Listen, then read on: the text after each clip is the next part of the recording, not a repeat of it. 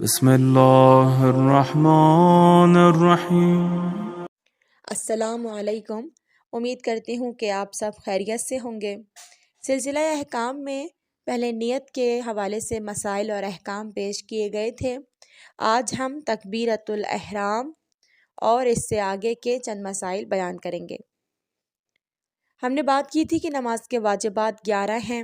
اگر آپ نے ہماری پرانی ویڈیو نہیں دیکھی ہے تو اس کا لنک میں کمنٹس باکس میں ڈال دیتی ہوں، آپ وہاں پر تلاش کر لیجیے گا۔ تکبیرۃ الاحرام، ہر نماز کے شروع میں اللہ اکبر کہنا واجب اور رکن ہے۔ ضروری ہے کہ انسان اللہ کے حروف اور اکبر کے حروف اور 2 کلمے اللہ اور اکبر پے در پے کہے۔ یہ بھی ضروری ہے کہ دونوں کلمے صحیح عربی میں کہے جائیں۔ اگر کوئی شخص غلط عربی میں کہے یا مثلاً ان کا اردو میں ترجمہ کر کے کہے تو اس کی نماز کے لیے یہ کافی نہیں ہے۔ احتیاط مستحب یہ ہے کہ انسان نماز کی تکبیرۃ الاحرام کو اس چیز سے مثلاً اقامت یا دعا سے جو وہ تکبیر سے پہلے پڑھ رہا ہو نہ ملائے۔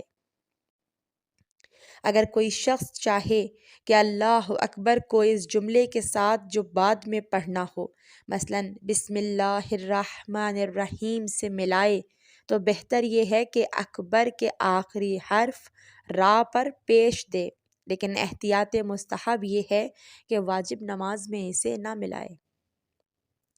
تکبیرۃ الاحرام کہتے وقت ضروری ہے کہ انسان کا بدن ساکن ہو، اور اگر کوئی شخص جان بوجھ کر اس حالت میں تکبیر کہے کہ اس کا بدن حرکت میں ہو تو اس کی تکبیر باطل ہے۔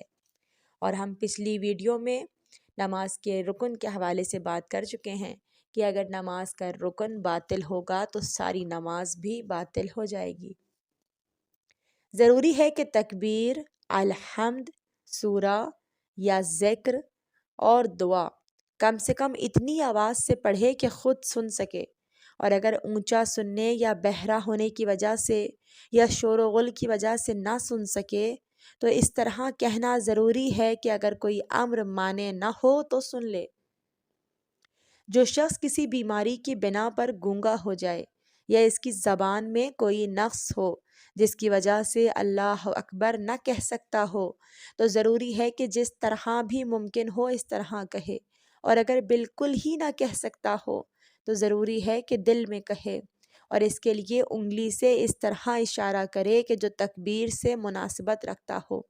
اگر ہو سکے تو زبان اور ہونٹ کو بھی حرکت دے، اور اگر کوئی پیدائشی گونگا ہو تو اس کے لیے ضروری ہے کہ اپنی زبان اور ہونٹ کو اس طرح حرکت دے کہ جو کسی شخص کے تکبیر کہنے سے مشابہ ہو، اور اس کے لیے اپنی انگلی سے اشارہ بھی کرے۔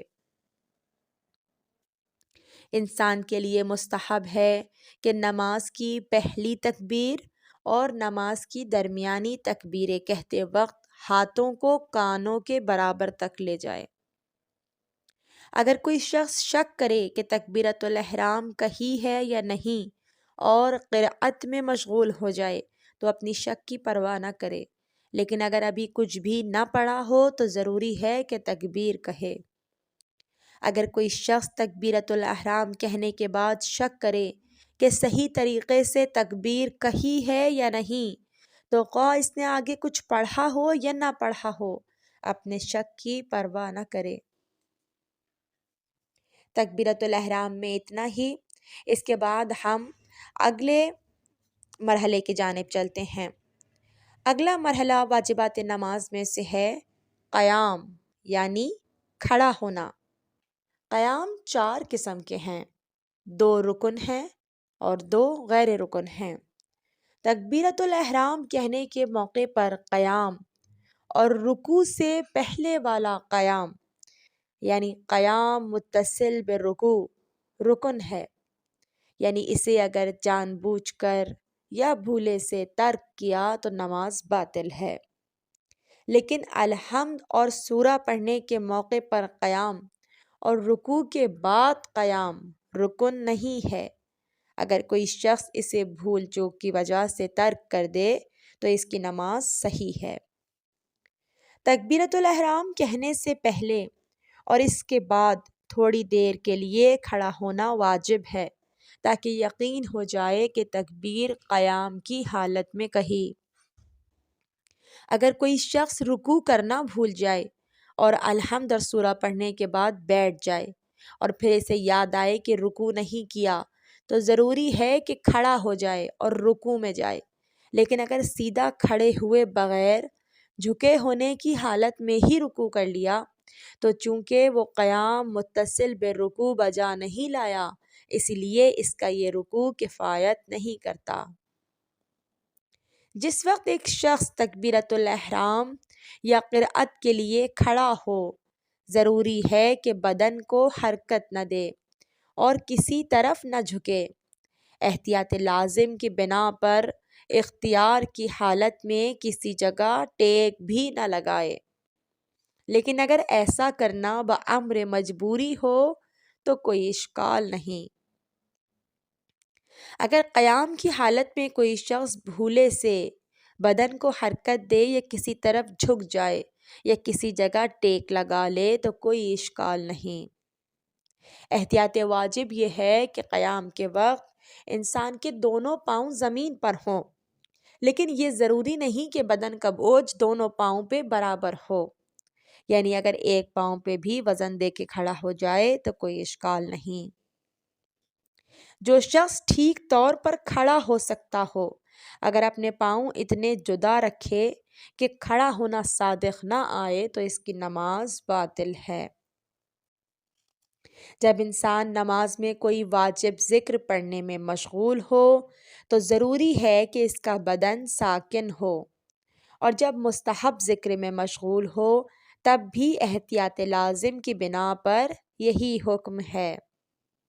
اور جس وقت وہ آگے یا پیچھے ہونا چاہے یا اپنے بدن کو معمولی سی حرکت دینا چاہے تو اس وقت ضروری ہے کہ کچھ نہ پڑھے۔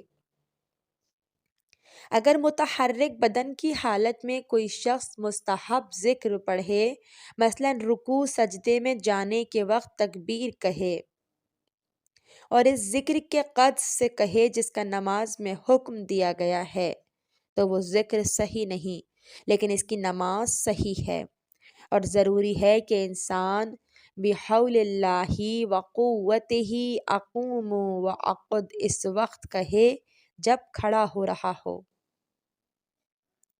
ہاتھوں اور انگلیوں کو الحمد پڑھتے وقت حرکت دینے میں کوئی حرج نہیں، گرچہ احتیاط مستحب یہ ہے کہ انہیں حرکت نہ دی جائے۔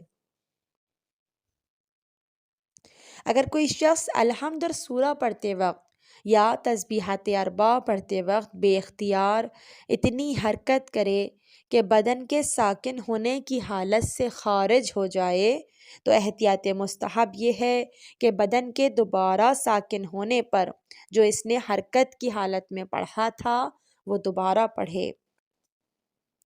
نماز کے دوران اگر کوئی شخص کھڑے ہونے کے قابل نہ ہو تو ضروری ہے کہ بیٹھ جائے، اور اگر بیٹھ بھی نہ سکتا ہو تو لیٹ جائے، لیکن جب تک اس کے بدن کو سکون حاصل نہ ہو جائے ضروری ہے کہ کوئی واجب ذکر نہ پڑھے۔ جب تک انسان کھڑے ہو کر نماز پڑھ سکتا ہے بیٹھ کر نہ پڑھے، جب تک بیٹھ کر پڑھ سکتا ہے لیٹ کر نہ پڑھے۔ جو انسان بیٹھ کر نماز پڑھ رہا ہے اگر الحمد اور سورہ پڑھنے کے بعد کھڑا ہو سکے اور رکوع کھڑا ہو کر بجا لا سکے تو ضروری ہے کہ کھڑا ہو جائے اور کھڑے ہو کر پھر رکوع میں جائے، یعنی قیام متصل بالرکوع انجام دے۔ اگر ایسا نہ کر سکے تو پھر جیسے ممکن ہو ویسے ادا کر لے۔ اگر کوئی شخص لیٹ کے نماز پڑھ رہا ہو اور نماز کے دوران اس قابل ہو جائے کہ بیٹھ سکے تو اس پر ضروری ہے کہ جتنی ممکن ہو اتنی نماز بیٹھ کر پڑھے، اور اگر کھڑا ہونے کے قابل ہو جائے تو ضروری ہے کہ جتنی مقدار ممکن ہو کھڑے ہو کر پڑھے۔ جو شخص نماز بیٹھ کر پڑھ رہا ہے اگر نماز کے دوران کھڑے ہونے کے قابل ہو جائے تو جتنی نماز ممکن ہے کھڑے ہو کر پڑھے، لیکن جب تک اس کے بدن کو سکون حاصل نہ ہو جائے ضروری ہے کہ کوئی واجب ذکر نہ پڑھے۔ انسان کے لیے مستحب ہے کہ قیام کی حالت میں جسم سیدھا رکھے، کندھوں کو نیچے کی طرف ڈھیلا چھوڑ دے، ہاتھوں کو رانوں پہ رکھے، انگلیوں کو باہم ملا کے رکھے، نگاہ سجدے کی جگہ پہ رکھے، بدن کا بوجھ دونوں پاؤں پر یکساں ڈالے، خشوع و خضوع کے ساتھ کھڑا ہو، پاؤں آگے پیچھے نہ رکھے، اور اگر مرد ہو تو پاؤں کے درمیان 3 پھیلی ہوئی انگلیوں سے لے کر 1 بالشت تک کا فاصلہ رکھے، اور اگر عورت ہو تو دونوں پاؤں ملا کے رکھے۔ آج کے لیے اتنا ہی، اگلی ویڈیو میں انشاءاللہ تعالی ہم اس سے آگے واجبات نماز کے ساتھ حاضر خدمت ہوں گے۔ جب تک کے لیے اللہ حافظ، فی امان اللہ۔